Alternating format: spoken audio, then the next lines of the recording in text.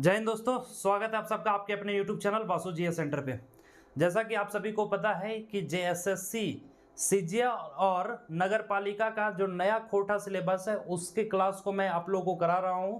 और इससे पहले कई क्लासेस हो चुके हैं, चाहे वो गीत का क्लास हो या लोक कथा का क्लास हो।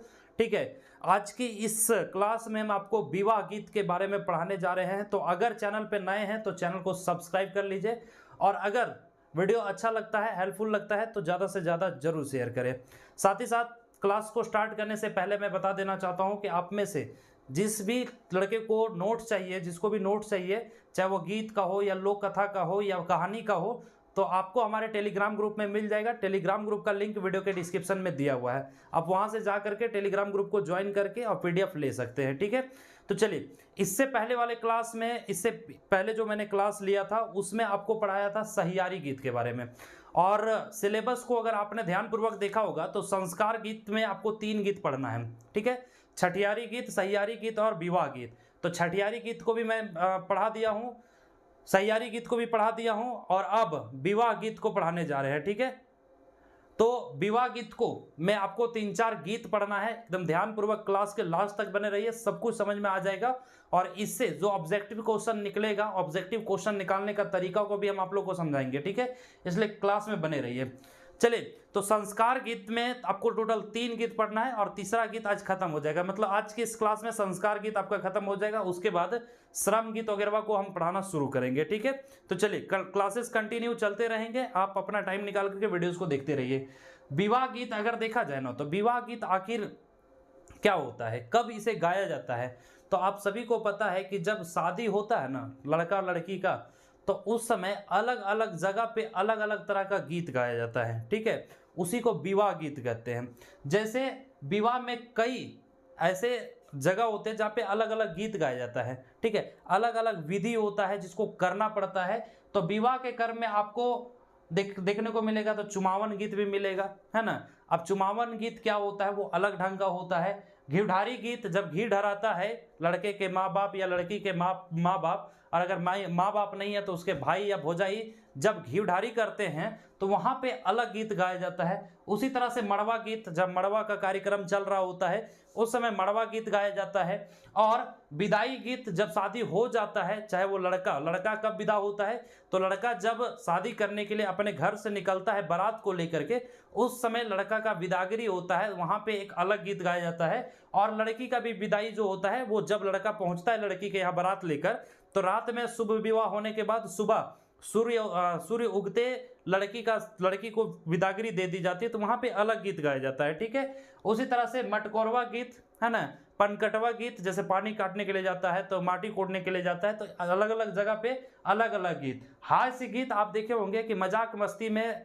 अगर आप बाराती गए होंगे या फिर शादी विवाह में देखोगे कि गीत के जरिए ही महिलाएं जो है वो गाली गलौज देने की काम करती, गाली देने के काम करती। हालांकि वो गाली से किसी को बुरा नहीं लगता है, तो उसको हम लोग हास्य गीत कहते हैं, हास्य या परिहास्य गीत कहते हैं। ठीक है, तो तरह तरह के गीत आपको पढ़ना है, और क्वेश्चन यहां से भी बनेगा। आपको गीत दे दिया जाएगा और पूछ देगा कि यह किस तरह के गीत या फिर यह कौन सा गीत है। ठीक है, ऑप्शन में दे देगा घिढारी गीत, मड़वा गीत, विदाई गीत, मटकोड़वा गीत। आपको बताना पड़ेगा, अब गीत के लय से आपको समझना होगा कि ये गीत कहाँ का है, कब का है, ठीक है, या किसका है। सो तो इन सारी चीजों को आप ध्यान रखेंगे। तो चलिए, गीत को शुरू करने से पहले मैं बेसिक चीजों को बता देता हूं।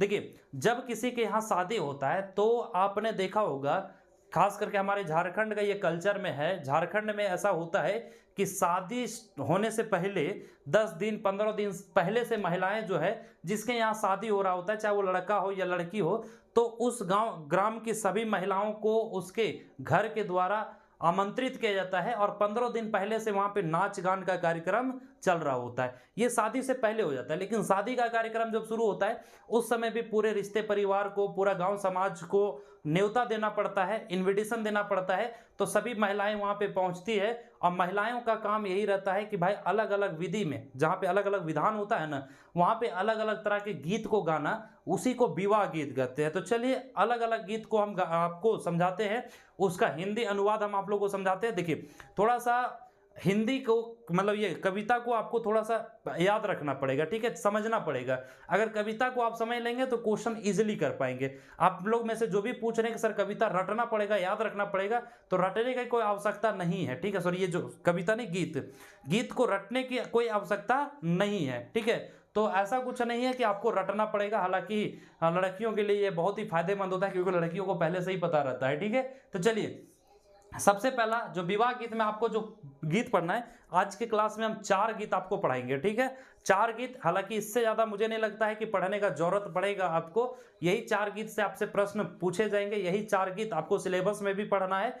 तो एकदम ध्यानपूर्वक इस गीत को समझिए, इसके हिंदी अनुवाद को समझिए। देखिए कह रहा है पहला, ठीक है, क्वेश्चन भी पूछेंगे आपको, क्वेश्चन भी करना है, क्वेश्चन का जवाब भी देना है, इसलिए एकदम ध्यानपूर्वक सुनिएगा। जैसे कह रहा है कि जोड़ले सुपरिया भैया भेज लो, ठीक है, मतलब ये जिस जो शादी कर रही है ना, चाहे बेटा का कर रहा हो या बेटी का कर रहा हो, तो उसकी माँ, ठीक है, लड़का की माँ या लड़की की माँ जो है ना, वो अपने नैहर में अपनी भाई से कह रही है कि जोड़ले सुपरिया भैया भेज लूं, है ना, मतलब मैंने भाई को इनविटेशन भेजा, ठीक है, ताइयो नाय भैया लो, उसके बाद भी हमारे भैया नहीं आए, अपने चुनरिया धीजा ढार लो, मतलब अपना ही चुनरी पहन करके। देखिए अगर सिस्टम से देखा जाए ना, तो शादी ब्याह में अगर कोई महिला घिडारी पे बैठी हुई ना, तो सिस्टमैटिक ढंग से अगर देखा जाए, है ना, सिस्टम के हिसाब से, तो उनका नैहर का साड़ी लगता है, ठीक है, नैहर का कपड़ा लगता है।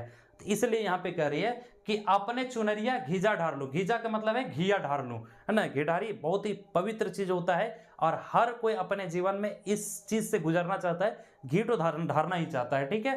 तो हालांकि वो सहियारी में भी जब आपको पढ़ाए थे, सहियारी में भी जब सहिया लगाया जाता है ना, वहाँ पे भी घिडारी होता है, ऐसा नहीं कि नहीं होता है। सो ठीक है, अलग अलग जगह पे पूजा पाठ में भी घिडारी वगैरह होता है, बहुत सारी जगह पे होता है। तो अपने चुनरिया घीजा ढार लो, मतलब अपना ही चुनरी से घिया ढारो, भाइयों के नाम उठलई हो, और भाई का नाम इसमें हुआ, ठीक है। तो ये बताइए, अब देखिए 4 लाइन आपको समझ में आ गया कि जोड़ले सुपरिया भैया भेज लो, तैयो नाय भैया अले हो, अपने चुनरिया घिजा ढार लो, भैया के नाम उठलई हो, ठीक है। अब ये 4 लाइन आपको दे देगा और पूछेगा, है ना, कि यह विवाह का किस तरह का गीत है, ठीक है, मतलब विवाह में यह गीत कब गाया जाता है। खोटा में आपसे प्रश्न पूछेगा, ठीक है, कि यह कब गाया जाता है, कैखन गावल जा है। अब बताइए ये किस तरह का गीत है। तो आपको यहाँ पे ढेर सारा ऑप्शंस देखने को मिल रहा है, ठीक है, मटकोरवा गीत, विदाई गीत, मड़वा गीत, गिढ़ारी गीत, चुमावन गीत या हास्य गीत। आपको बताना है कमेंट में कि ये जो पहला गीत मैंने आपको बताया वह किस तरह का गीत है, घिढ़ारी गीत है, मड़वा गीत है, विदाई गीत है, आप कमेंट करके बताइए, ठीक है। चलिए अब सेकेंड गीत की ओर हम लोग बढ़ते हैं। उगले ही चांदा जावा के टोपरवा, मतलब सुबह सुबह, अब शादी हो गया, रात के समय में शादी हो गया, सुबह का समय आ गया लड़की का बिदागरी के टाइम में, उसी समय यह गीत गाया जाता है कि उगले ही चांदा जावा के टोपरवा। अब मतलब सुबह का चांद जो है, सुबह का सूर्य जो है वो निकल आया है, ठीक है। हमर नुनी जैते ससुराल, हमर नुनी मतलब मेरी बेटी कहाँ जाएगी, ससुराल जाएगी, ठीक है। हमर नुनी हके आजी की दुलरिया, आजी का मतलब होता है दादी, ठीक है। तो उसकी माँ, लड़की की माँ कह रही है, क्योंकि लड़की की बिदागरी का समय का गाना गीत है ये, कि हमर नुनी हके आजी के दुलरिया, मतलब मेरी बेटी जो है, नुनी का मतलब बेटी, कोठा में बेटी को नुनी भी कहा जाता है, ठीक है। तो हमर नुनी हके आजी के दुलरिया, मतलब हमारी बेटी दादी की दुलरिया है, ठीक है। आजी बिना जैते हदियाए, और जब वो ससुराल जाएगी तो ससुराल में उसको आजी तो मिलेगी नहीं, दादी तो मिलेगी नहीं अपनी दादी, इसलिए वहां पे दादी के बिना वो क्या हो जाएगी, हदिया जाएगी। हदिया जाएगी मतलब है ना कि मतलब बहुत ज्यादा मिस करना, ठीक है, वो चीज हो जाएगी। तो वही कह रहा है सेकेंड वाला, ठीक है। अब सेकेंड वाला में भी आपको बताना है ये 4 लाइन पढ़ने के बाद कि उगले ही चांदा जावा के टोपरवा, हमर नुनी जैते ससुराल, हमर नुनी हके आजी के दुलरिया, आजी बिना जैते हदियाए। ये 4 पंक्ति जो आपको ये जो गीत बताया जा रहा है, आप ये बताना ये किस तरह का गीत है, ठीक है। यहाँ पे टाइप्स दिया हुआ है उसका, है ना, गीत का प्रकार दिया हुआ है, आपको बताना है कि सेकेंड वाला गीत जो है वो किस प्रकार का गीत है, ये गीत कब गाया जाता है। पहला भी आपको जवाब देना है, सेकेंड वाला भी आपको जवाब देना है। देखिए अगर ये छोटा छोटा चीज को अगर क्लास करने के बाद, वीडियो को देखने के बाद भी अगर नहीं कर पा रहे हैं, तो समझिए कि इससे जटिल क्वेश्चन आएगा, जब हम इसका प्रैक्टिस सेट करवाएंगे तो इससे और भी जटिल क्वेश्चन आएगा, ठीक है। और जो भी नोट्स वगैरह है, नोट्स वगैरह के लिए मैंने पहले ही बताया कि आप टेलीग्राम ग्रुप को ज्वाइन करके रखिए, और जो भी सेट जो प्रैक्टिस कराए जाएंगे उसका भी पीडीएफ आपको टेलीग्राम ग्रुप में ही मिलेगा। ठीक है, तो चलिए यहां तक समझ में आ गया। चलिए अब तीसरा, थर्ड वाला तीसरा कविता, ठीक है, तीसरा सॉरी बार बार कविता आ जा रहा है मुंह में। तीसरा गीत, कहवा के पियर माटी। देखिए ध्यान रखिएगा, कहवा के पियर माटी मतलब कहाँ के पीला मिट्टी। पियर का मतलब होता है पीला, ठीक है, तो कहवा के, कहवा का मतलब कहाँ के पीला मिट्टी, कहवा के कुदार हो। ठीक है, मतलब कहाँ के कुदार, कुदार मतलब समझते हैं ना, चपरा का छोटा वाला वर्जन या चपरा कह लीजिए, उसी को कुदार कहा जाता है। तो कहवा के पियर माटी, कहवा के कुदार हो, कहवा के 5 सुहागिन। अब देखिए 5 सुहागिन का मतलब, 5 का मतलब होता है 5, और सुहागिन का मतलब है शादीशुदा औरत। ठीक है, कुंवारी लड़कियां का यहाँ कोई काम नहीं होता है, यहाँ पे सुहागिन औरत का काम होता है। तो कहाँ के 5 सुहागिन माटी कोड़े जाए हो, माटी कोड़ने जाती है, ये गीत है। ठीक है, तो कहाँ के पियर माटी, कहाँ के कुदार हो, कहाँ के 5 सुहागिन माटी कोड़े जाए हो, मतलब कहाँ की वो 5 सुहागिन है जो माटी कोड़ने के लिए जाती है। ठीक है, अब ये भी आपको 4 लाइन समझ में आ गया होगा। इसी के आगे इसमें 4 लाइन और है। ठीक है, यहाँ पे देखिए एक तरह से सवाल पूछा जा रहा है, गीत के जरिए क्या पूछा जा रहा है, सवाल पूछा जा रहा है। कहाँ का मतलब कहाँ, कहाँ तो है भाई ये प्रश्नवाचक संज्ञा है। ठीक है, तो कहाँ के पियर माटी, कहाँ के कुदार हो, मतलब कहाँ का पीला मिट्टी है, कहाँ का कुदार है, और कहाँ की 5 सुहागिन है। तो सब में तो प्रश्न है, अब उसी का जवाब ये 4 लाइन में दिया जा रहा है कि हमारे घर के पियर माटी, औरतें खुद गा रही है, पहले ये 4 लाइन गाती है, फिर ये 4 लाइन गाती है कि हमारे घर के पियर माटी मतलब अपने ही घर का पीला मिट्टी है, सोने के कुदार हो, और कुदार किस चीज का है, सोने का है, घरे के 5 सुहागिन, और 5 सुहागिन भी कहाँ की है, घर की है, तो घरे के 5 सुहागिन माटी कोड़े जाए हो, मतलब माटी कोड़ने के लिए जाती है। तो पियर मिट्टी भी कहाँ का है, अपने घर का है, कुदार किस चीज का है, तो भाई सोने का है, 5 सुहागिन कहाँ की है, तो घर के ही 5 सुहागिन है, कहाँ जाती है, तो माटी कोड़ने के लिए जाती है। ठीक है, ये तीसरा खत्म। अब तीसरा वाला में आपको बताना है कि ये 8 लाइन जो आपने देखा, अब बताइए ये किस तरह का गीत है। चलिए इसका जवाब मैं आपको दे देता हूं कि ये जो है ना, इस गीत को हम लोग मटकोरवा गीत कहते हैं। ठीक है, क्या कहते हैं, मटकोरवा गीत। ठीक है, क्योंकि माटी कोड़ने की बात हो रही है, माटी कोड़ने के लिए के समय में ये गीत जो है वो गाया जाता है। बाकी 2 का जवाब आपको देना है। चलिए लास्ट चौथा, जो विवाह गीत में, संस्कार गीत के अंदर जो चौथा गीत आपको पढ़ना है, ठीक है, वो क्या है वो समझिए। फूल ऐसन भात समधी, इसको इस लाइन को 2 बार दोहराया जाता है कि फूल ऐसन भात समधी। भात का मतलब है चावल, जिसको आप कहते हैं उबला हुआ चावल। ठीक है, खोटा में उसको भात कहा जाता है। तो फूल ऐसन भात समधी, महिलाएं जो है, अब चूंकि जब बाराती जाता है तो बाराती जाने के क्रम में, या फिर जब लड़की पक्ष से आता है भत खिलाई के टाइम में, तो भाई लड़की का बाप या लड़का का पिता तो जाएगा ही जाएगा।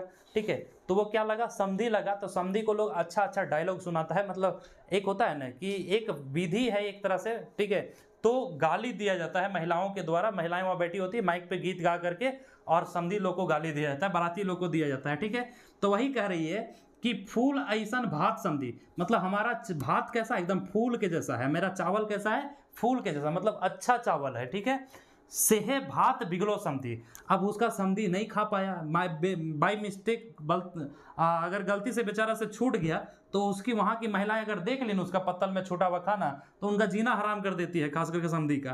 तो सेहे भात बिगलो समधी, मतलब फूल ऐसन भात समधी, मतलब इतना अच्छा हम चावल तुमको खाने के लिए दिए, सेहे भात बिगलो समधी, और उस चावल को तुमने क्या कर दिया, छोड़ दिया, फेंक दिया, काटबो तोहर हाथ हो। अब इसके सजा के लिए हम क्या करेंगे, तो तुम्हारा हाथ ही काट लेंगे। ये गाली के जरिए, मतलब गीत के जरिए कहा जा रहा है कि फूल ऐसन भात समधी, सेहे भात बिगलो समधी, काटबो तोहर हाथ हो, काहे तुम फेंका चावल, हम तुम्हारा हाथ को काट लेंगे। इसका अर्थ यही है। ठीक है, घर गेलो समधिन पूछतो, और जब हाथ काट लेंगे तो घर जेते समधिन पूछतो, घर जाने के बाद आपकी वाइफ पूछेगी, ठीक है, जो समधिन लगेगी, कीजे भला हाथ, कि हाथ को क्या हुआ, हाथ में क्या हुआ, तो आप जवाब दीजिएगा तनी भात बिगले हली, मतलब थोड़ा सा चावल नहीं खा पाए, उसको फेंक दिए या उसको छोड़ दिए।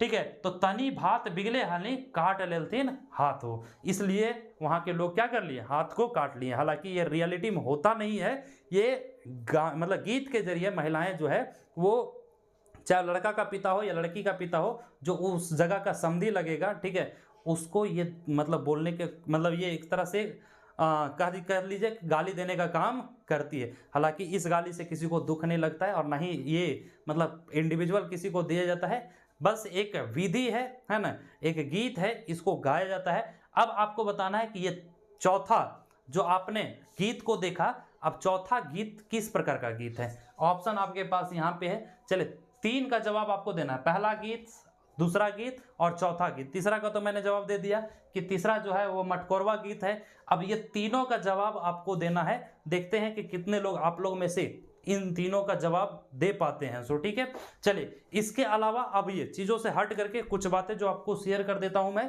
कि सबसे पहली बात कि जो खोटा का सिलेबस चेंज हुआ है सचिवालय या फिर नगर पालिका के लिए, तो उसका क्लासेस मैं डेली आप लोग को वीडियो के माध्यम से दे रहा हूं, तो आप बिल्कुल भी मिस नहीं कीजिए। और अगर चैनल पे नए हैं तो चैनल को सब्सक्राइब करके रखिए। साथ ही साथ बहुत जल्द विद इन 2 to 3 डेज, 2 से 3 दिन के अंदर हम सारे टॉपिक का ऑब्जेक्टिव क्वेश्चन भी लेकर आने वाले हैं। तो चैनल पे बने रहिए, चैनल को सब्सक्राइब करके रखिए। और अगर अभी तक हमारे टेलीग्राम ग्रुप को आपने ज्वाइन नहीं किया है तो टेलीग्राम ग्रुप को ज्वाइन कर लीजिए, क्योंकि सारा पीडीएफ हम आपको वहीं प्रोवाइड करेंगे। इंडिविजुअली व्हाट्सएप पे सभी को सेंड करना इजी नहीं होता, आसान नहीं होता है। और दूसरी बात, अगर इस सिलेबस को लेकर के, गीत को लेकर के या फिर किसी भी चीज को लेकर के, तैयारी को लेकर के किसी तरह का कोई डाउट होता है तो आप हमें इस नंबर पे कांटेक्ट कर सकते हैं। ठीक है, कोशिश कीजिए कि मैसेज ही करने का, व्हाट्सएप करने का, और अगर बहुत ज़्यादा ऐसा सेंसिटिव केस रहे तभी आप कॉल करें, नहीं तो ये इस नंबर पे आप अगर परेशान है किसी भी चीज़ से, किसी टॉपिक से, किसी भी बिंदु से, तो आप हमें कॉल कर सकते हैं या मैसेज कर सकते हैं। कोशिश कीजिए कि ज़्यादातर मैसेज ही कीजिए, कोशिश करेंगे कि उसका रिप्लाई हम टाइम पे कर दिया करें। ठीक है, तो मिलेंगे इसी तरह के नए वीडियोज़ के साथ। और मैं जाते जाते ये भी कह दे रहा हूँ कि इस सिलेबस, जो नया सिलेबस अचानक बदल दिया गया है, हालांकि ये सही हुआ नहीं है, लेकिन कोई बात नहीं, आपको निराश नहीं होना है, आपको हताश नहीं होना है, आपके साथ हम हैं।